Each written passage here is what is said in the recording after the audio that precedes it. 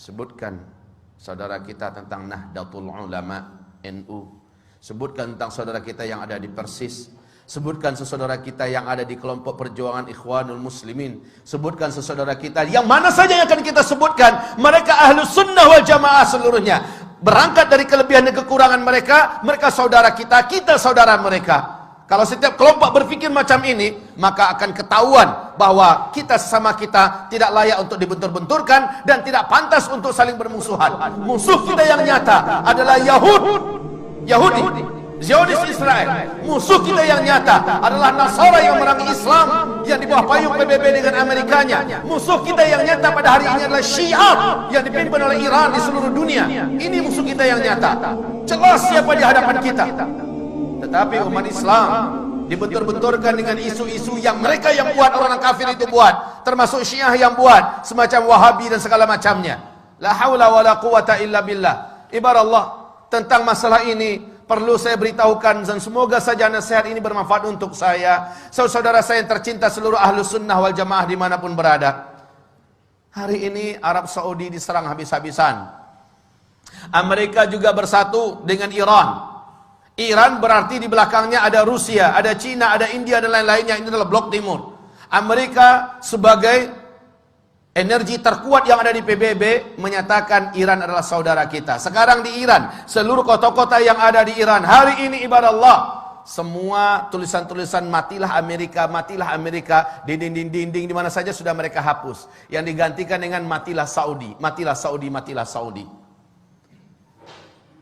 Lalu orang-orang muslimin di seluruh dunia termasuk di Indonesia berhasil dibakar dan disulut dengan isu Wahabi yang disematkan kepada Saudi. Disematkan kepada imam-imam yang memimpin di Masjidil Haram, di Masjid Nabawi. Disematkan istilah Wahabi ini kepada ulama-ulama yang bersumber dari Saudi. La haula wala quwata illa billah. Ketahuilah hamba-hamba Allah, ini fitnah. Sebab apa? Dengarkan hadis-hadis Rasulullah sallallahu alaihi wasallam berikut ini. Semoga kita tersadar betapa kita telah diadu domba oleh musuh-musuh Allah yang membawakan istilah-istilah yang tidak patut untuk dipercayai bersama. Saya yakin dan berbaik sangka bahwa seluruh yang hadir dalam Jumatan ini di masjid ini insyaallah taala bukan termasuk orang-orang yang mudah disulut dengan paham-paham seperti ini. Tetapi saya berharap melalui media yang ada, media sosial yang ada, dari dunia maya segala macamnya, di seluruh Indonesia bahkan menerobos ke seluruh dunia, sampailah hendaknya nasihat ini. Bahwa sesungguhnya isu-isu yang tidak pantas disematkan kepada Islam, khususnya Wahabi-Wahabi, dan menyerang Arab Saudi. Sekali lagi, saya termasuk orang yang benci dengan Arab Saudi.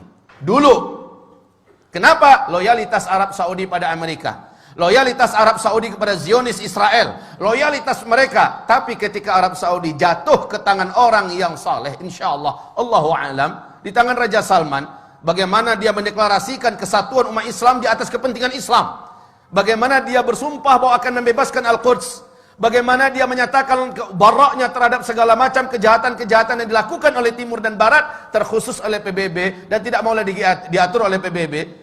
Lihat bagaimana sekarang Islam benar-benar menjadi perhatian utama, dan sejak itu Amerika berpihak kepada Iran. Sejak itu Amerika bertekad untuk menghabisi Ahlus Sunnah wal Jamaah melalui lokomotif yang paling benci kepada Islam, yaitu Syiah. Maka kaum muslimin perhatikan sekarang. Rasulullah bersabda sallallahu alaihi wasallam, "Innad din la ya'rizu ilal hijazi kama ta'rizul hayyah ila juhriha." Sesungguhnya agama ini pada akhirnya nanti akan kembali berpusat dan berfokus kepada Hijaz, sebagaimana berpusatnya dan berkutatnya ular di dalam lubangnya. Hijaz itu adalah Makkah, Madinah, Taif. Ini yang Hijaz. Di zaman-zaman fitnah, Islam akan kembali berkutat atau berkonsentrasi di Hijaz. Dan ini sekarang difitnah sebagai Wahabi-Wahabi. Rasulullah sallallahu alaihi wasallam ceritakan oleh Abu Hurairah, semoga Allah ridha kepadanya. Rasulullah bersabda, "Innal Islam bada'a ghariban wa sayaudu ghariban kama bada'a." Islam mula-mula datang, dia adalah aneh, dikucilkan dan tidak diterima. Nanti ketika di akhir zaman Islam akan kembali dianggap aneh, dikucilkan dan kembali tidak diterima. Justru oleh umatnya sendiri. Wa huwa ya'rizu bainal masjidaini kama ta'rizul hayyatu fi juhriha. Dan Islam ini, kata Rasulullah sallallahu alaihi wasallam, hanya akan terpusat di dua masjid ini, yakni Masjid An-Nabawi dan Masjidil Haram, berarti di Mekah dan di Madinah, ya. Kama ta'rizul hayyatu fi juhriha, sebagaimana ular berpusat di dalam lubangnya. Hari ini sekali lagi isu tentang Abdul Wahab bin Abdul Rahman Al-Afriqi di abad kedua dari kelompok komunitas Khawarij yang menganggap kelompoknya saja yang paling benar, di luarnya sesat seluruhnya, yang mengkafir-kafirkan orang, membidah-bidahkan orang pada abad kedua Hijriah, bukan Syekh Muhammad bin Abdul Wahab At-Tamimi yang ada di Hijaz, bukan. Ini jelas mujaddid. Tetapi umat Islam ini dengan dalam buku yang ditulis oleh Muhammad Novelis, Zionis dan Syiah bersatu menghantam Islam. Ternyata istilah Wahabi-Wahabi yang harusnya di abad kedua yang muncul itu, si Khawarij itu, ini yang dihidupkan dan disematkan kepada Syekh Muhammad bin Abdul Wahab. Dan ini tidak benar, ini batil. Syekh Muhammad bin Abdul Wahab adalah seorang mujaddid, ulama Ahlus Sunnah wal Jamaah.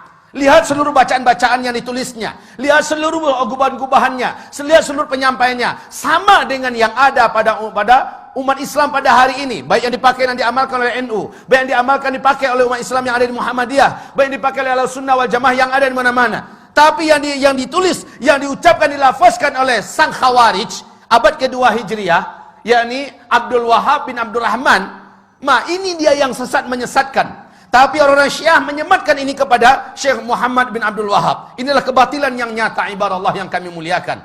Lalu umat Islam sekarang mau saja percaya dan dibentur-benturkan. Betapa prihatinnya, perih hati saya ketika mendengar ada seorang Sunni diusir oleh saudara Sunninya yang lain. Kenapa? Sunni yang ini adalah mereka dari komunitas mayoritas, punya kebiasaan mengamalkan ini amal itu. Yang Sunni ini tidak mau mengikuti semacam Maulid Nabi, Isra Mi'raj, nggak mengikuti, ya. Tapi dia tetap baik berhubungan dengan masyarakat. Dianggap dan dibakar-bakar, disponsori, ini adalah paham Wahabi. Diusir dari kampungnya, diusir, tidak boleh lagi tinggal di kampung, bahkan diancam bakar. Rumahnya memang dibakar. Sampai-sampai ketika disakiti sekeluarga, padahal sama-sama Sunni, yang bertepuk tangan Syi'i, orang Syiah, karena kompor yang mereka nyalakan telah membakar sesama umat Islam. Harusnya kaum muslimin sadarilah, semua sifat-sifat Wahabi yang diceritakan oleh saudara kita yang menyebar di mana-mana 100% ada pada komunitas Syiah. Semua sifat-sifat yang ada pada Wahabi-Wahabi itu ada pada Syiah seluruhnya. Baca tentang Syiah, lihat perangai Wahabi, 100% ada pada Syiah.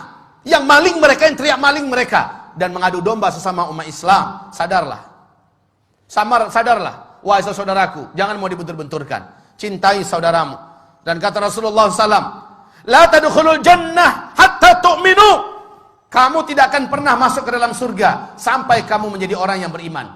Wa la tu'minu hatta tahabbu. Dan kamu tidak akan pernah menjadi orang yang beriman sehingga kamu saling mencintai. Kamu tidak akan pernah menjadi orang yang beriman sampai kamu saling mencintai. Saling mencintai ini adalah syarat menjadi orang yang beriman. Ibarat Allah, ma'asyiral muslimin, hamba-hamba Allah yang kami muliakan. Bagaimana, surga mana yang akan kita layak masuki sementara kita membenci sama orang beriman? Surga mana yang pantas kita masuki? Padahal yang pantas menjadi ahli surga hanyalah orang yang beriman. Dan kamu tidak akan sampai dan tidak akan pernah menjadi orang yang beriman sampai kamu mencintai sesama saudara kamu. Perbedaan nama, perbedaan karakter, perbedaan sifat dan sebagainya, jangan dijadikan alasan untuk kita tidak menganggapnya saudara kita. Orang tua kita sama, Al-Quran dan As-Sunnah. Rumah besar kita sama, Islam. Yang prinsip-prinsip kita masih sama.